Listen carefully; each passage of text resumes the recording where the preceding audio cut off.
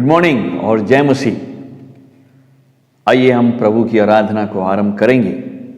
और भजन का लेखक कहता है कि यहोवा का धन्यवाद करना भला है, हे परम प्रधान तेरे नाम का भजन गाना, प्रातः काल को तेरी करुणा और प्रति रात तेरी सच्चाई का प्रचार करना, 10 तार वाले बाजे और सारंगी पर और वीणा पर गंभीर स्वर से गाना भला है, क्योंकि हे यहोवा तूने मुझको अपने काम से आनंदित किया है और मैं तेरे हाथों के कामों के कारण जय जयकार करूँगा।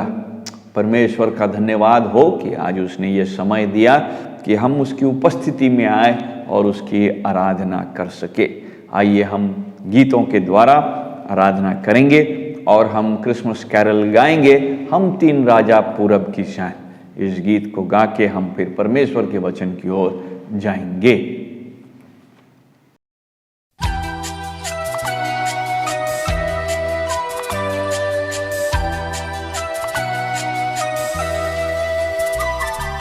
हम 3 राजा पूरब के हैं, नजरें भी सब वहीं की है।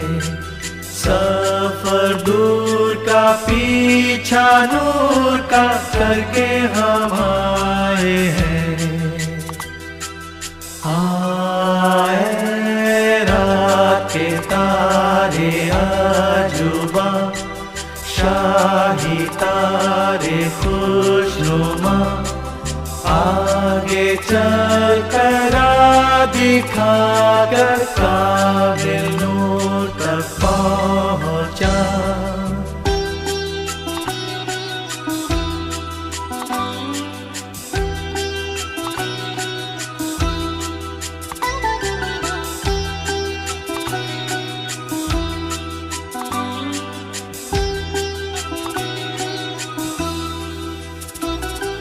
सोना लाया मैं की बादशाह, बैतलहम में जिसकी बारगाह, खूब ताजदार हो और आश्कार हो अब शहंशाह।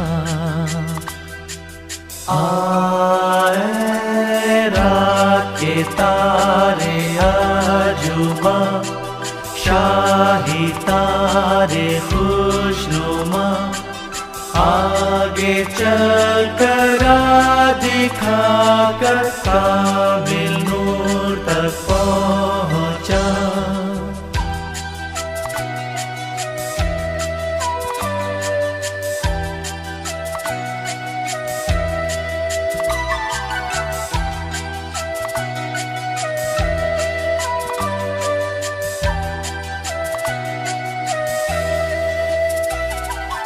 मैं लोबान देख ले आया हूँ, ताकि उस मुकद्दस को दूँ दिलो जान से और ईमान से, अब से खुदा मानूं।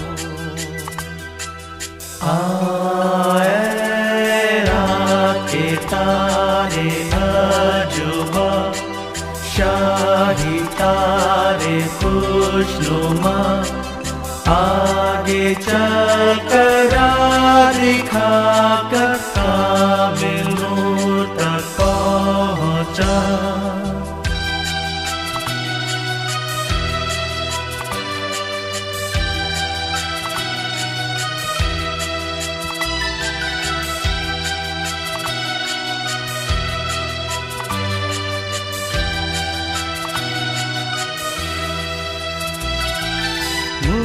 में लाया मौत का निशान, होगा वो गमगीन परेशान, दुख उठा के खून बहा के होगा वो कुर्बान। आए रात के तारे आजुबा, शाही तारे खुशनुमा, आगे चल कर दिखा कर काबिल नूर तक पहुंचा।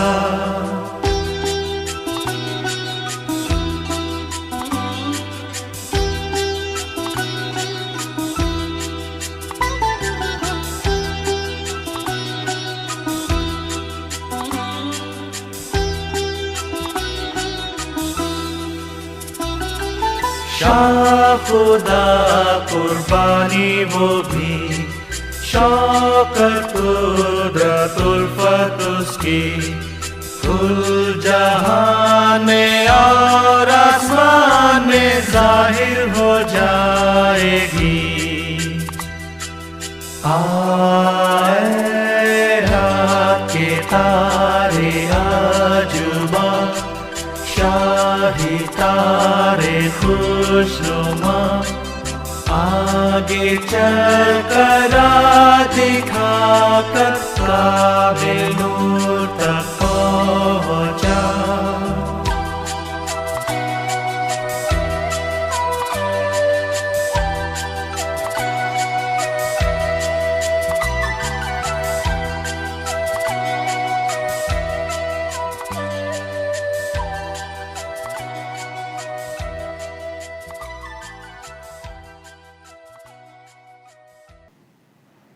आइए हम प्रार्थना करें। हमारे स्वर्गवासी पिता, हम तुझे धन्यवाद देते हैं आज के सुबह के लिए कि तेरी ओर से हमें ये दिन मिला कि हम तेरी आराधना और स्तुति कर पाते हैं। हम धन्यवादित हैं कि तू हमें ये मौका देता है कि हम तेरी आराधना कर पाते हैं। हम धन्यवादित हैं कि तूने हमको सुरक्षित रखा है, इस ठंड के मौसम में हमारी सुधि ली है, हमारी आवश्यकताओं को पूरा किया है और प्रभु तेरे वचन से हमको शिक्षा मिलता रहता है, इसलिए हम तुझे धन्यवाद देते हैं। साथ ही हम प्रार्थना करते हैं कि इन दिनों में जब हम तेरे जन्म के उत्सव को मनाने की तैयारी कर रहे हैं, हम तेरे जन्म के विषय पर अध्ययन कर रहे हैं, हमारे हृदयों को खोल, बुद्धि को खोल, ताकि तेरे वचन की गहराई को, उसकी गंभीरता को हम समझने पाए। सारी आदर और महिमा तुझको देते हैं और यीशु मसीह के नाम से मांगते हैं, आमीन। हम परमेश्वर की वचन की ओर जाएंगे और पिछली बार यदि आपको स्मरण होगा तो हम लूका रचित सुसमाचार को देखते आए हैं। उसके एक अध्याय के दोनों हिस्सों को देखा है। पहला हिस्सा जहां पर स्वर्गदूत ने मरियम के पास आकर के उस यीशु मसीह के जन्म की घोषणा की, और दूसरा हिस्सा हमने मरियम के स्तुति गान को देखा, और स्तुति गान से हमने परमेश्वर के विषय में, उसके स्वभाव के बारे में, उसके एट्रीब्यूट के बारे में ध्यान दिया था। आज हम थोड़ी देर मत्ती रचित सुसमाचार में जाएंगे और हम देखेंगे कि मत्ती अपने सुसमाचार में हमारे लिए क्या लिखा है और उससे हमको क्या शिक्षा मिलता है। हमें यह स्मरण रखना चाहिए कि हमारे पास 4 सुसमाचार है और चारों में यीशु मसीह के जन्म के विषय में अध्ययन किया गया है, और मत्ती, मरकुस, लूका, यूहन्ना ने एक निश्चित पाठक के लिए सुसमाचार को लिखा है, जबकि लूका में हम यीशु मसीह को मनुष्य के पुत्र के रीति से उद्धारकर्ता के रूप में देखते हैं, जो मनुष्य का पुत्र है परंतु परमेश्वर का पुत्र भी है। मत्ती ने यीशु मसीह को परमेश्वर का पुत्र, वो महायाजक, वो प्रॉफिट, वो भविष्यवक्ता और वो राजा के रीति से यीशु मसीह को प्रस्तुत करना चाहता है। और इस विषय को प्रस्तुत करने के लिए वो बार बार हमको इस सच्चाई को समझाने के लिए पुराने नियम से वचनों को हमें स्मरण दिलाता है, जो ये स्पष्ट करता है कि यीशु मसीह परमेश्वर का पुत्र कैसे है। सबूतों के साथ वो इस बात को सब समय ले करके आता है। नाउ आज हम मत्ती रचित सुसमाचार के दूसरे अध्याय पर ध्यान देंगे, क्योंकि पिछली बार हमने यूसुफ के पास आई भविष्यवाणी पर ध्यान दिया था। आज हम ज्योतिषियों के आगमन के विषय पर ध्यान देंगे। वाइज मैन के बारे में हम देखेंगे, और इसको समझने के लिए हम 2 अध्याय और उसके 1 से 12 पदों को पढ़ेंगे, और इस अनुच्छेद में यीशु मसीह के बारे में मत्ती कुछ बता रहा है। मत्ती एक सत्य घटना को हमें प्रस्तुत कर रहा है और मत्ती का उद्देश्य यह है कि न केवल यह घटनाएं सत्य है पर इस घटना में छुपी हुई बातें भी संपूर्ण रीति से सत्य है। न यदि घटनाएं सत्य है, उससे संबंधित बातें सत्य है, तो इसका माने है कि वो आज हमारे लिए विश्वास योग्य कथन है, जिसकी ऐतिहासिक रीति से उसकी सच्चाई है और वह अपने आप में एक तथ्य भी है। मरकुस माफ कीजिएगा, मत्ती हमें एक सत्य घटना को बता रहा है। और दूसरे अध्याय में हम प्रवेश करते हैं और पाते हैं कि हेरोदेस राजा के दिनों में, 2 अध्याय का 1 पद, जब यहूदिया के बेथलेहम में यीशु का जन्म हुआ तो पूर्व से कई ज्योतिषी यरूशलेम में आकर के पूछने लगे कि यहूदियों का राजा जिसका जन्म हुआ है कहाँ है, क्योंकि हमने पूरब में उसका तारा देखा है और उसको प्रणाम करने आए हैं। यह सुनकर हेरोदेस राजा और उसके साथ सारा यरूशलेम घबरा गया। जब उसने लोगों के सब प्रधान याजकों और शास्त्रियों को इकट्ठा करके उनसे पूछा कि मसीह का जन्म कहाँ होना चाहिए, उन्होंने उससे कहा, यहूदिया के बेथलेहम में, क्योंकि भविष्यवक्ता के द्वारा यूं लिखा गया है कि हे बेथलेहम, तू जो यहूदा के प्रदेश में है, तू किसी भी रीति से यहूदा के अधिकारियों में सबसे छोटा नहीं, क्योंकि तुझ में से एक अधिपति निकलेगा जो मेरी प्रजा इस्राएल की रखवाली करेगा।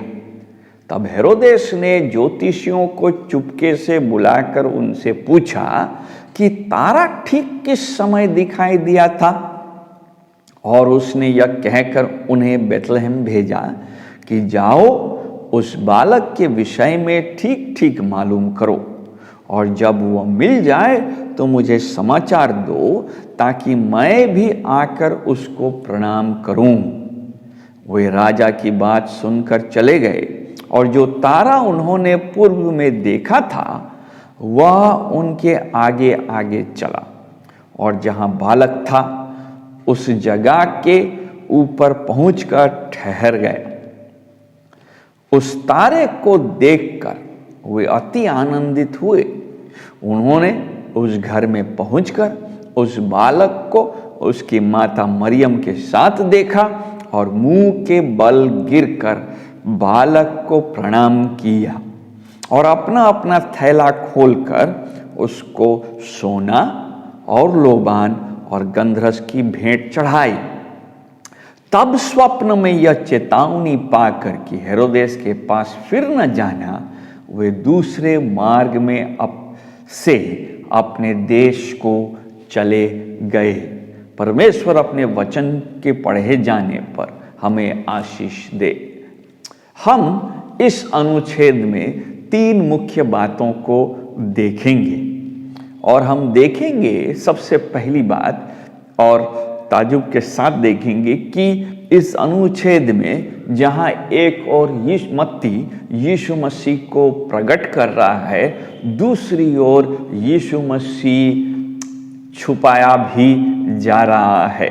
हम 1 से 4 और 9 से 11 पद में देखते हैं कि जबकि शास्त्री और फरीसी और हेरोदेस जैसे लोगों से यीशु मसीह का जन्म छुपाया जाता है, दूसरी ओर अन्य जाति ज्योतिषियों के सामने यीशु मसीह के जन्म के बारे में उनको पूर्व ज्ञान दिया गया है। वो पहले से उसके जन्म के बारे में जानकारी रख करके उसको उसकी आराधना करने के लिए उससे मिलने आ रहे हैं।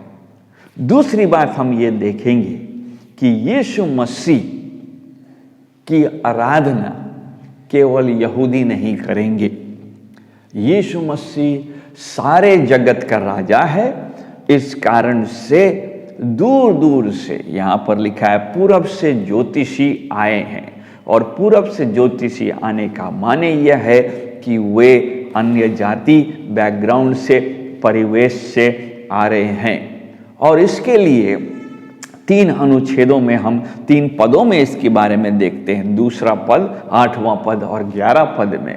और 2 और 11 पद में तो मत्ती विशेष रीति से बताता है कि वे इस बात से स्पष्ट हैं कि उनका यीशु मसीह से मिलना के कारण यीशु मसीह की आराधना, उसको दंडवत करना है, क्योंकि वे जानते हैं कि मसीह ही राजा है। और तीसरी बात जो मत्ती लिखना चाह रहा है वो यह है कि यह सब इसलिए हुआ क्योंकि इसके बारे में पहले से भविष्यवाणी हो चुका है, जिसके बारे में हम 6 पद में पढ़ते हैं। मत्ती ये कह रहा है कि ये बाइबल की भविष्यवाणी है और ये अटपटा नहीं है। इसके बारे में 500 साल पहले मीका ने इसके विषय में पहले से भविष्यवाणी किया है। आइए इन पदों को हम धीरे धीरे देखने की कोशिश करेंगे। पहला चीज, जैसा कि हमने ध्यान देना आरंभ किया और कहा कि मत्ती चाहता है कि हम ये बात जाने कि यीशु मसीह जिसका जन्म हुआ है, इस अनुच्छेद में उनको बताया जा रहा है जो यहूदी नहीं हैं, जो शास्त्री नहीं हैं और जो फरीसी नहीं हैं, बल्कि ऐसे लोगों को बताया जा रहा है जिनको पुराने नियम के इतिहास से किसी प्रकार का मतलब नहीं रहा है।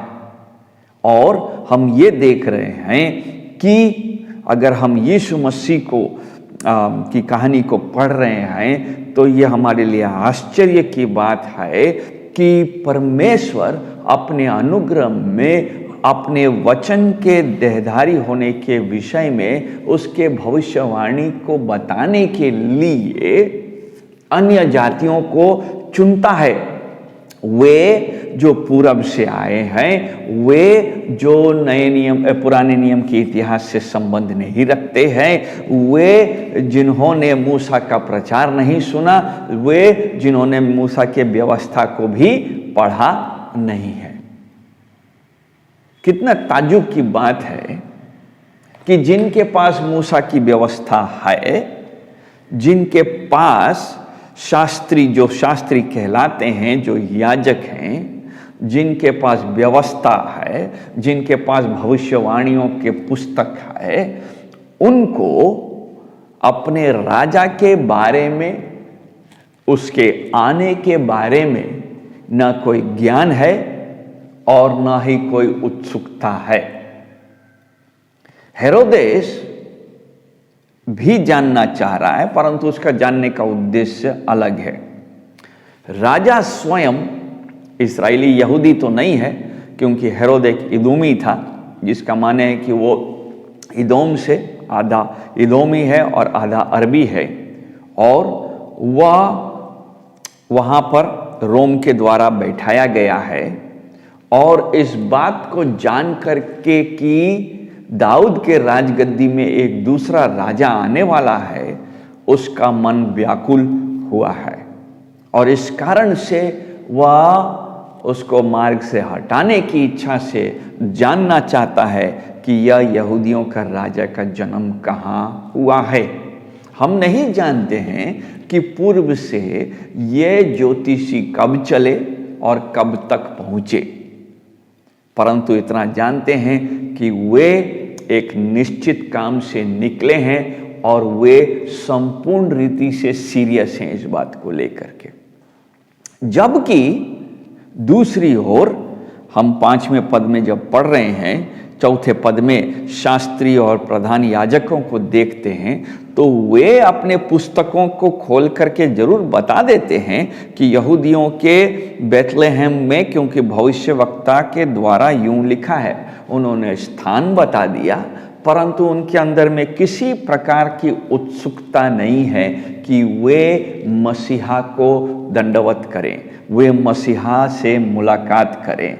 और बल्कि सच्चाई तो यह है कि वे मसीहा का इंतजार भी नहीं कर रहे थे।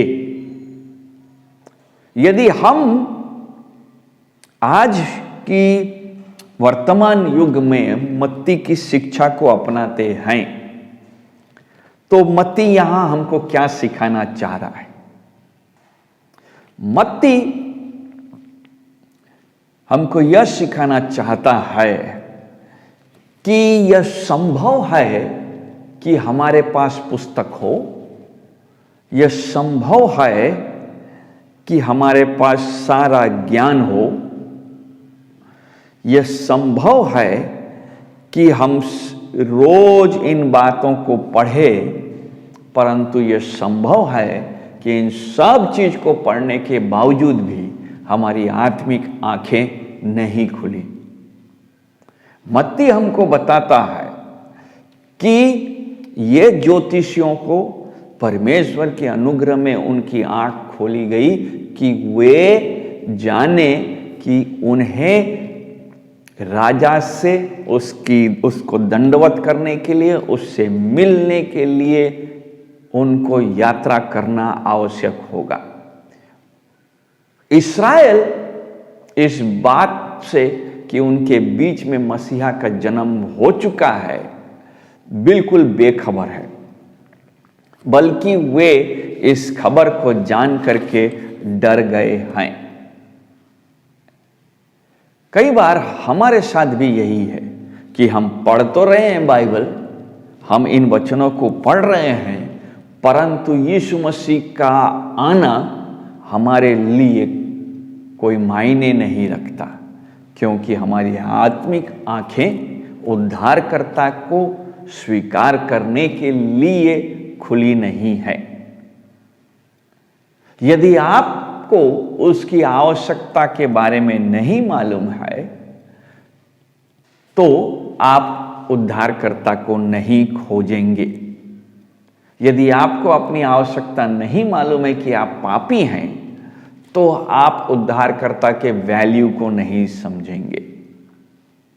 और यही बात हम शास्त्रियों के और यहाँ पर याजकों के और हेरोद के चरित्र में देखते हैं।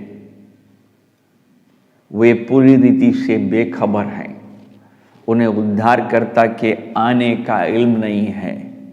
हेरोद अपने लिए अपने दुनिया में खोया हुआ है, याजक और शास्त्री अपने दुनिया में खोए हुए हैं। परंतु ज्योतिषी इन सब से हटकर हैं। उनका एक ही मकसद है कि वे यीशु मसीह जो उद्धार करता है और सारे जगत का उद्धार करता है से मिलना है। नाउ मत्ती क्या कहना चाह रहा है? मत्ती यह बताना चाह रहा है कि यीशु मसीह केवल यहूदियों का उद्धार करता नहीं है। उसके पाठक यहूदी हैं और ये सोच रहे होंगे कि अरे अन्य जाति मसीहों का क्या करेंगे, उनको कैसे हम अपने कलीसिया में, अपने संगति में जोड़ेंगे। मत्ती ये कह रहा है अन्य जाति नहीं है, बल्कि वे भी मसीह के न केवल शिष्य हैं बल्कि उद्धार पाए हुए शिष्य हैं। क्यों?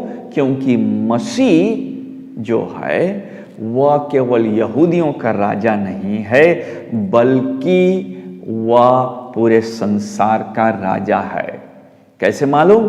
क्योंकि जन्म में ही संसार के एक कोने से, पूरब से लोग आ चुके हैं और भविष्य में एक दिन आएगा जब सब उसके सामने हर एक घुटना, हर एक जीव, हर एक देश के लोग अंगीकार करेंगे कि यीशु ही प्रभु है। मत्ती हमें यही सिखा रहा है। हबाकुक 2 अध्याय के 14 पद में हबाकुक ने कहा कि एक समय आता है जब सारी पृथ्वी उसके ज्ञान से प्रभु के ज्ञान से, filled with the knowledge of the Lord. जैसे समुद्र के ऊपर पानी, वैसे ही प्रभु का ज्ञान सबके ऊपर रहेगा। ये होने वाला है कि हर एक जीव अंगीकार करेगी और हर एक घुटना उसके सामने टिकेंगी।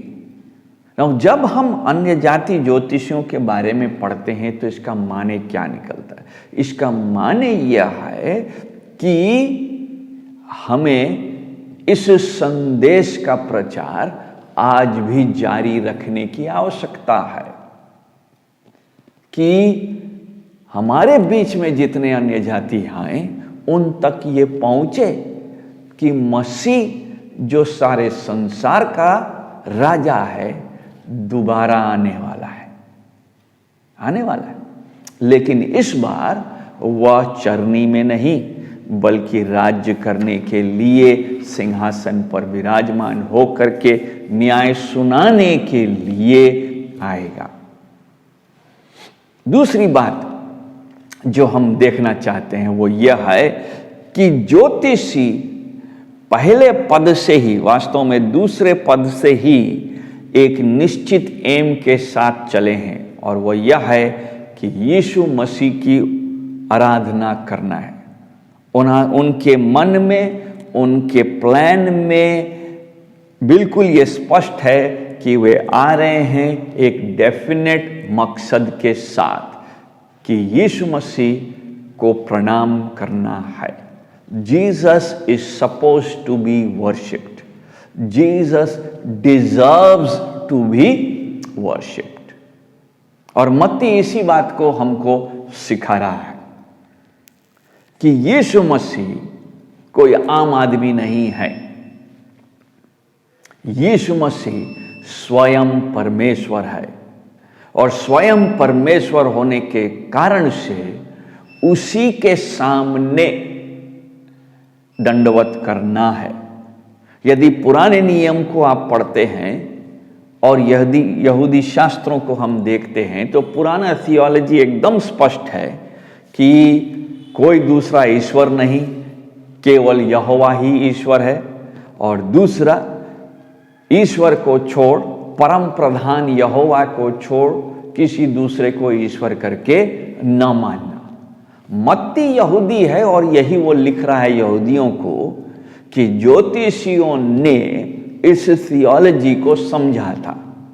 इस कारण से वे किसी दूसरे ईश्वर को छोड़ केवल यहोवा को ईश्वर समझते हैं, और यहाँ यीशु मसीह को परमेश्वर जान करके उसके सामने दंडवत करने आ रहे हैं।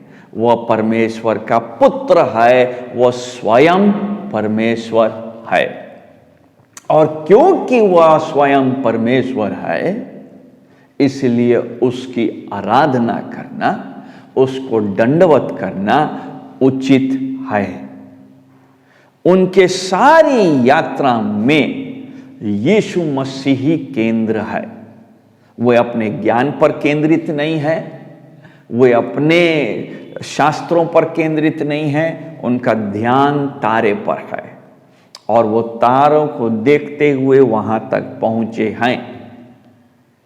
हम नहीं जानते कितने शास्त्री हैं, निश्चय हम गीत तो गाते हैं कि हम 3 राजा पूरब की शान, परंतु बाइबल नहीं बताती है कि 3 आए थे या 30 आए थे। हमें स्पष्ट रीति से ये मालूम है कि 1 से अधिक आए थे। कितने संख्या में आए थे नहीं जानते, और ये जानते हैं कि वे, जैसा 11 पद बताता है, सोना, लोबान और गंधरस भेंट चढ़ाए। क्या 2 व्यक्तियों ने 3 भेंट चढ़ाए या 30 व्यक्तियों ने ग्रुप बना करके इन भेंटों को चढ़ाया, हम नहीं जानते। हम ये भी नहीं जानते कि जब वो आए हैं मिलने के लिए, यीशु मसीह उस समय कितने महीने का या कितने साल का है, लेकिन इतना जरूर जानते हैं कि यीशु मसीह संभवतः 2 साल से छोटा ही होगा, क्योंकि हेरोदेस को जब ये पता लगता है कि ज्योतिषी वापस नहीं आए हैं तो वह एक फरमान जारी करता है कि 2 साल से नीचे के जितने बच्चे हैं वे मार दिए जाएं।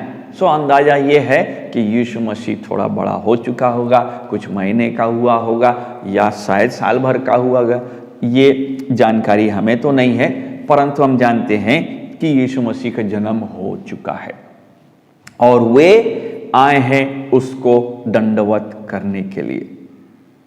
आपके मन में यीशु मसीह की आराधना करने की कितनी तीव्र इच्छा है?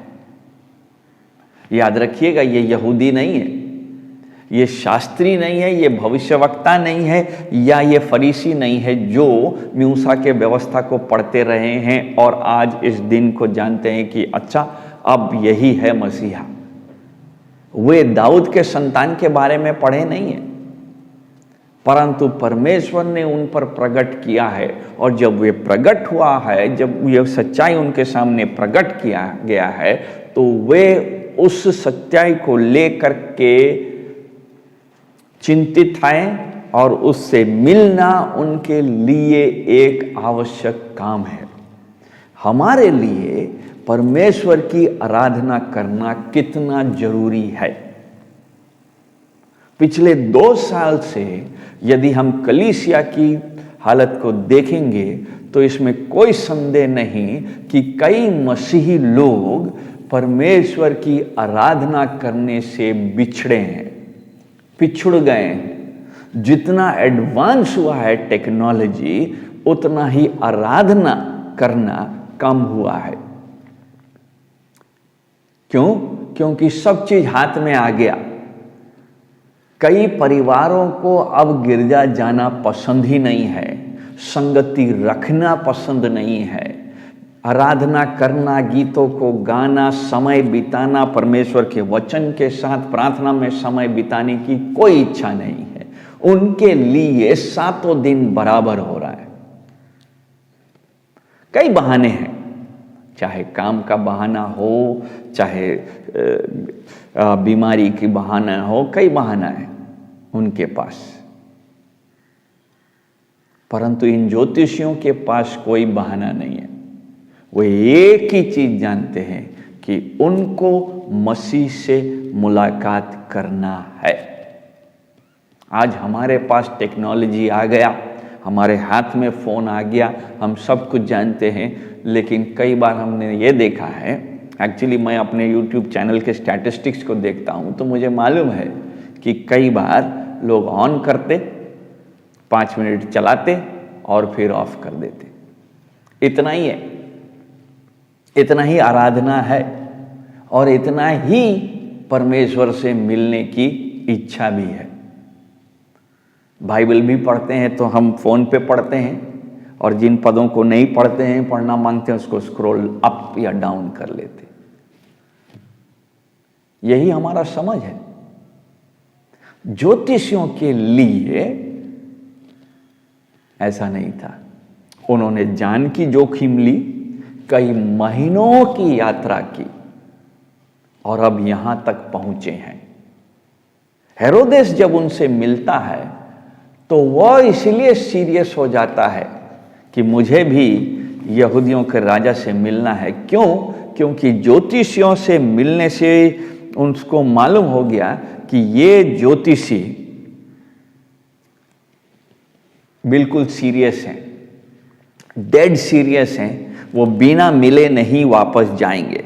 इसलिए 7वां पद बताता है कि हेरोदेस ने ज्योतिषियों को चुपके से बुलाकर उनसे पूछा कि तारा ठीक किस समय दिखाई दिया था, और उसने यह कहकर उन्हें बतलहम भेजा कि जाओ उस बालक के विषय में ठीक ठीक मालूम करो, और जब वो मिल जाए तो मुझे समाचार दो ताकि मैं भी आकर उसको प्रणाम करूं।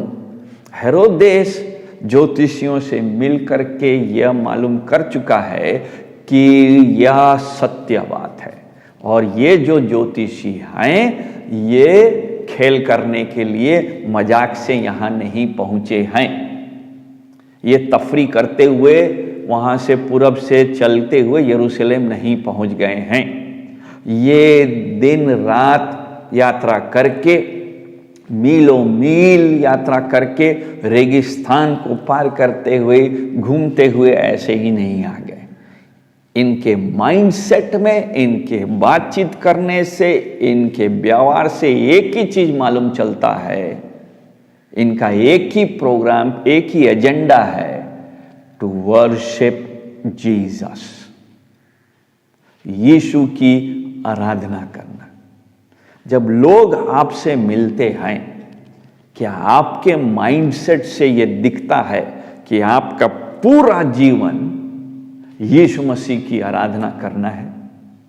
आपका नौकरी ये बताता है, आपका काम करने का तरीका ये बताता है कि आपका एक ही माइंडसेट है कि मैं अपने जीवन से तन मन धन लगा करके परमेश्वर यीशु मसीह की आराधना करना चाहता हूं। मैं ये सवाल इसलिए पूछता हूं क्योंकि प्रधान याजक और शास्त्रियों के मन में यह नहीं था, न ही हेरोद के मन में था। प्रधान याजकों ने और शास्त्रियों ने बाइबल खोल करके दिखा दिया कि हां लिखा है मीका में कि वो बेथलेहम में होगा, परंतु किसी को इतना समय निकालना संभव नहीं हो रहा था क्योंकि वे वर्क फ्रॉम होम कर रहे थे कि वे इन ज्योतिषियों के साथ बेथलेहम को जाए।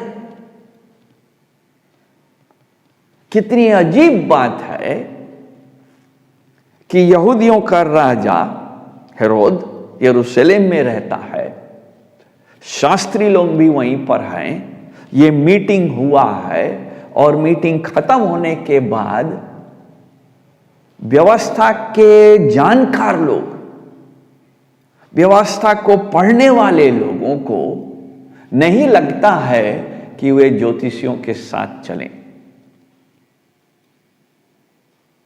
और संभवतः हमारे साथ भी यह सच है। साल पर साल बड़ा दिन आता है, हम केक खाते रहते, हम कपड़े पहनते रहते और यीशु मसीह हमको समय देता रहता है, परंतु हमारे मन में उसकी आराधना करने की इच्छा जागती ही नहीं। भाइयों बहनों, 4 कैरल गा लेने से उसकी आराधना नहीं होती। आराधना के लिए संपूर्ण जीवन को समर्पित करना पड़ेगा।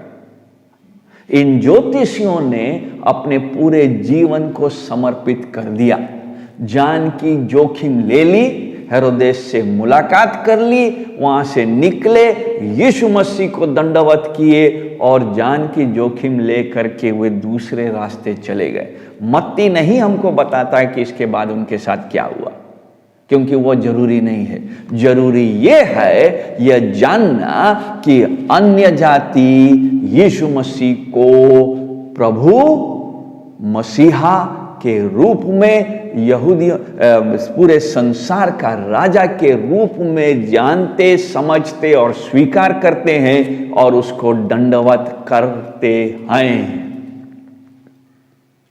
हमारी स्थिति क्या है? आज कलीसिया बौद्धिक रीति से जानती है कि यीशु मसीह उसका मसीहा है, परंतु सदस्य आराधना करना नहीं चाहते, आराधना में समय नहीं व्यतीत करना चाहते।